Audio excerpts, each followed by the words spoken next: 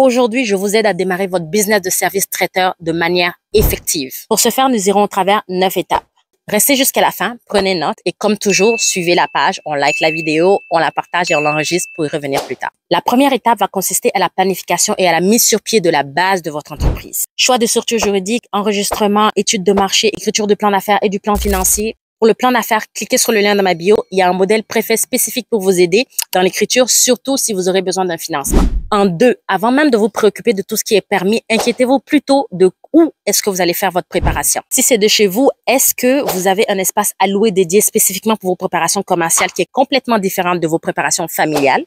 Si vous habitez en appartement, est-ce que votre locataire est d'accord pour la mise en place d'une telle activité? Allez-vous dans ce cas-là opter pour un local de production de préparation? Ou en 4e option, allez-vous plutôt cuisiner à partir d'une cuisine commerciale que vous allez louer? En 3, maintenant, nous allons chercher tout ce qui est permis, formation obligatoire dont vous avez besoin selon le lieu de production de préparation que vous avez choisi. À noter que désormais, les cuisiniers amateurs qui se cachaient de chez eux, préparer leur nourriture et vendre sur les réseaux sociaux ne pourront plus le faire sans permis de restauration obligatoire. En 4, vous devez vous mettre en règle et respecter toutes les normes sanitaires et mettre en place tous les autres détails techniques de la gestion d'une cuisine commerciale. Respectez les normes de l'Agence d'inspection canadienne des aliments, de la MAPAC, aussi si vous êtes au Québec.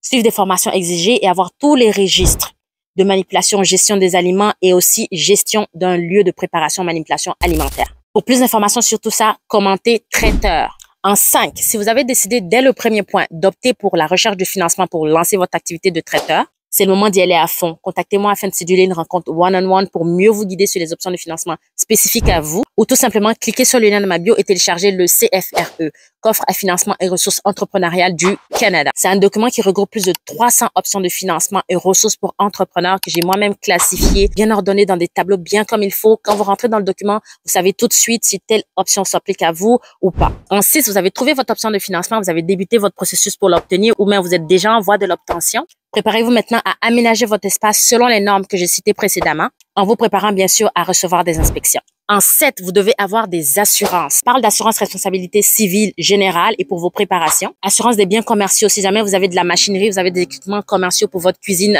assez importants. Une assurance pour les blessures en cas de blessures et accidents lors de vos préparations. En 8, maintenant, on s'occupe de tout ce qui est marketing, promotion. Vous êtes cuisinier, vous savez comment faire vos vidéos sur les réseaux et tout ce qui va avec. En tout cas, préparer l'estomac de vos futurs clients. Et en 9, prêt à cuisiner et faire de l'argent, lancez-vous.